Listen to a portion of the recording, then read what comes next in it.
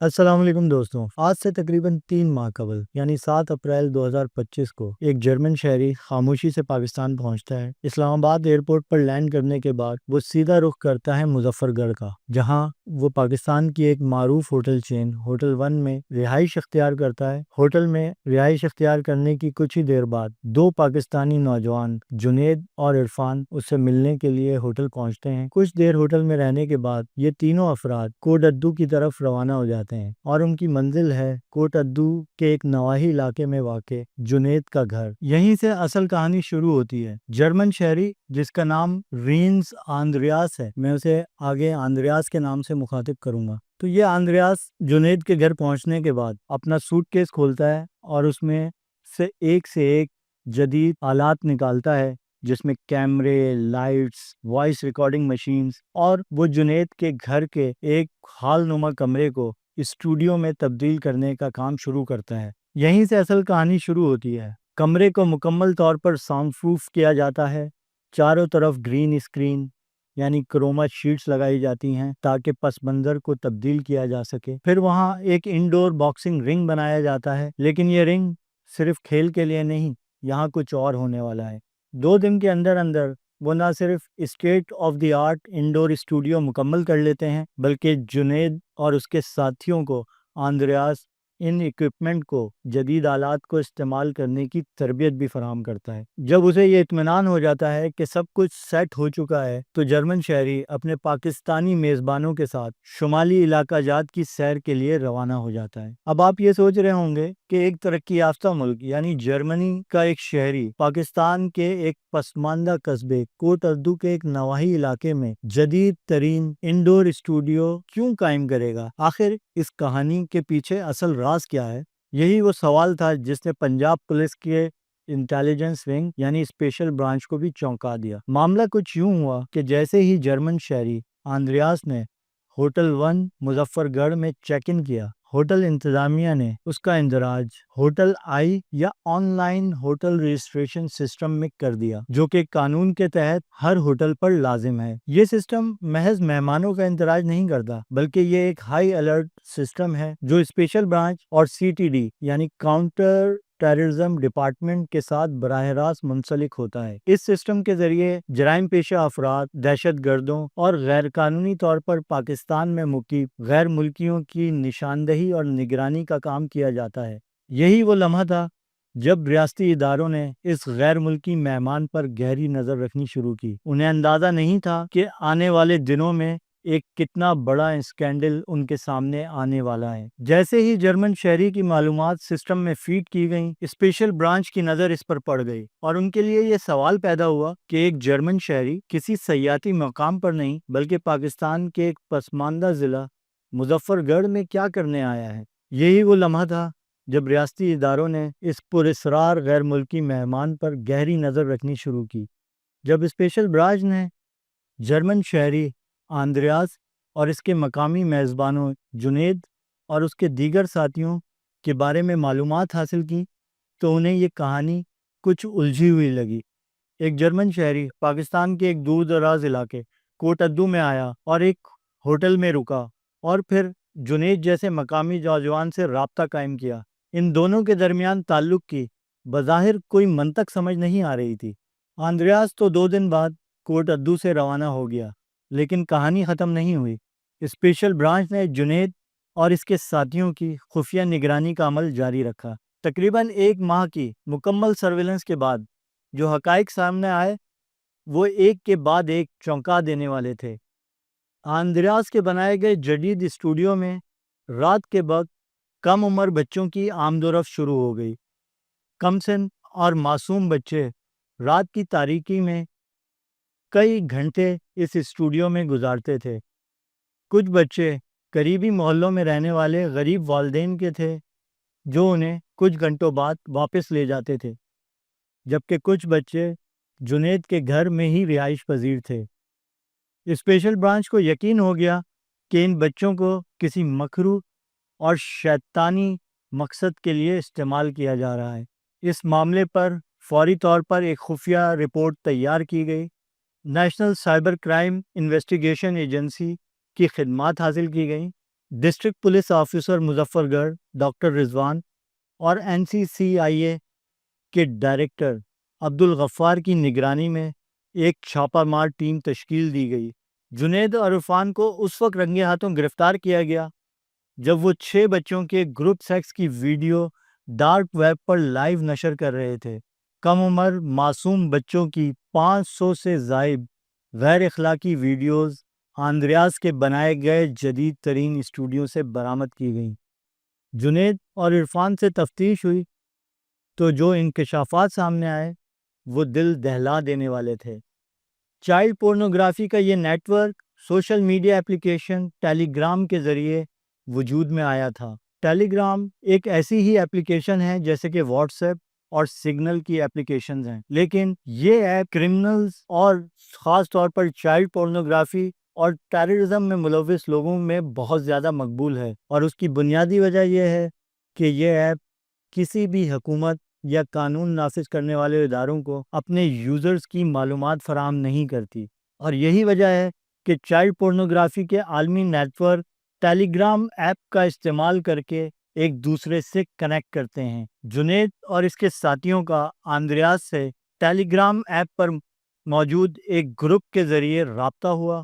Andreas نے انہیں پیشکش کی کہ اگر وہ کم عمر بچوں کے گروپ سیکس کی ویڈیو انہیں فراہم کریں تو وہ $100 سے $500 فی ویڈیو کما سکتے ہیں۔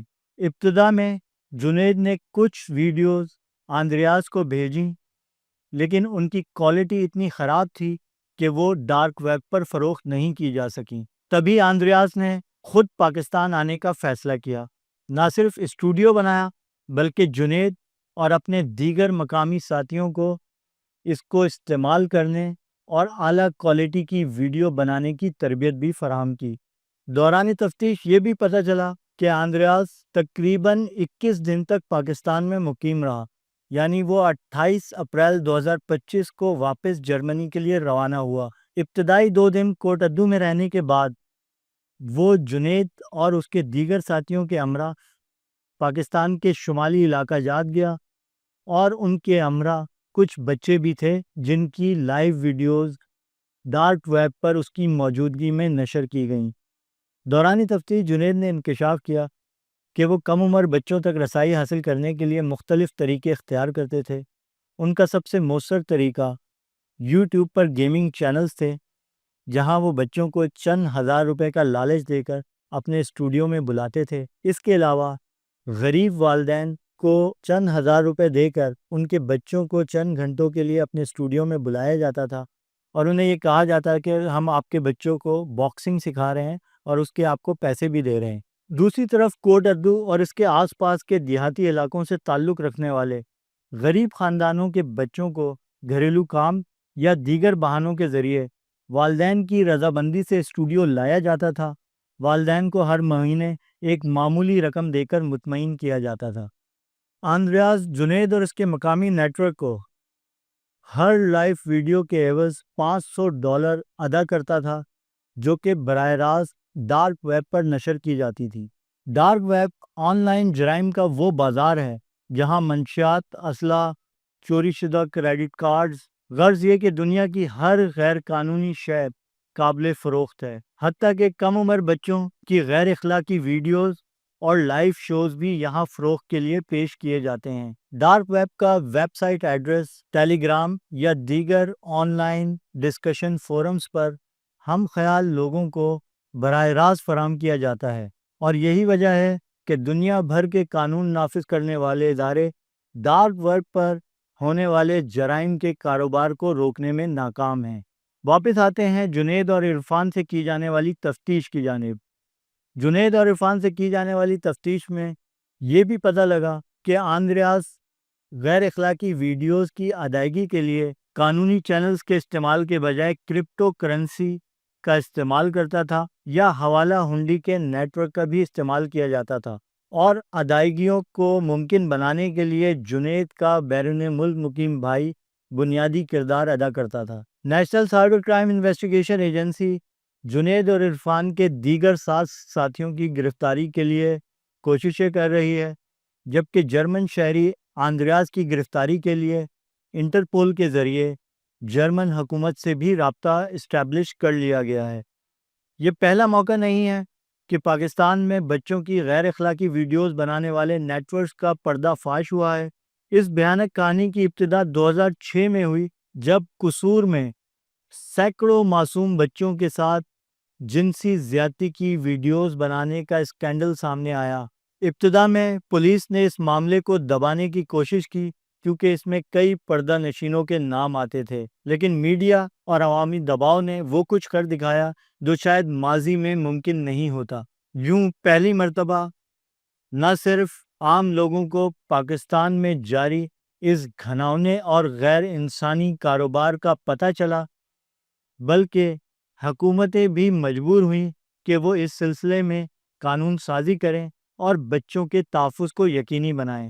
2019 میں زینب الرٹ ایکٹ نافذ ہوا، جس کے تحت چائلڈ پروٹیکشن بیورو اور آن لائن کمپلینٹ سیلز بنائے گئے، اور prevention of electronic crime act یعنی ملک کے سائبر قوانین کے تحت چائلڈ پورنوگرافی کے لیے سخت سزائیں تجویز کی گئیں۔ قصور میں پیش آنے والا واقعہ چائلڈ پورنوگرافی کا ملک کی تاریخ کا سب سے بڑا واقعہ کہا جاتا ہے، جس میں تقریباً 300 سے زائد بچوں کا جنسی استحصال کیا گیا۔ اسی طرح کا ایک واقعہ 2021 میں سامنے آیا، جس میں لاہور، فیصل آباد اور ملتان میں چائلڈ پورنوگرافی میں ملوث تقریباً 20 افراد کو گرفتار کیا گیا، اور یہ افراد بھی جڑے ہوئے تھے ایک بین الاقوامی نیٹ ورک کے ساتھ جو ڈارک ویب پر کم عمر بچوں کی غیر اخلاقی ویڈیوز فروخت کرنے میں ملوث تھا۔ National cyber crime investigation agency کے اعداد و شمار کے مطابق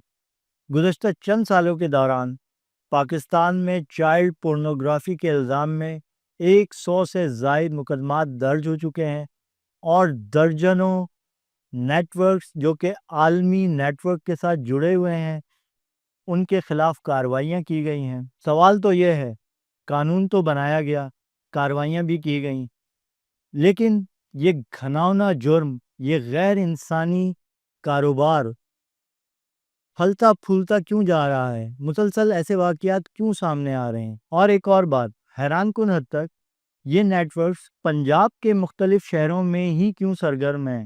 یہ صرف پولیس اور عدالتوں کا نہیں، پاکستان کے ہر ذی شعور فرد کا سوال ہونا چاہیے۔ ہمیں اب مزید خاموش نہیں رہنا، ہمیں اپنے بچوں کے تحفظ کے لیے ایک مضبوط قومی پالیسی کی ضرورت ہے، ایسی پالیسی جو نہ صرف قانون کو نافذ کرے بلکہ والدین اور معاشرے کو شعور بھی دے۔ ہمیں محلوں اور برادریوں میں ایسے نیٹ ورک بنانے ہوں گے جو درندگی کی حد تک گر جانے والے عناصر کی نشاندہی کریں۔ یاد رکھیے کہ اگر ہم معاشرے کے تمام بچوں کو محفوظ نہیں رکھ سکتے تو ہمارا بچہ بھی محفوظ نہیں ہے۔ آج کے لیے اجازت دیجیے، شکریہ۔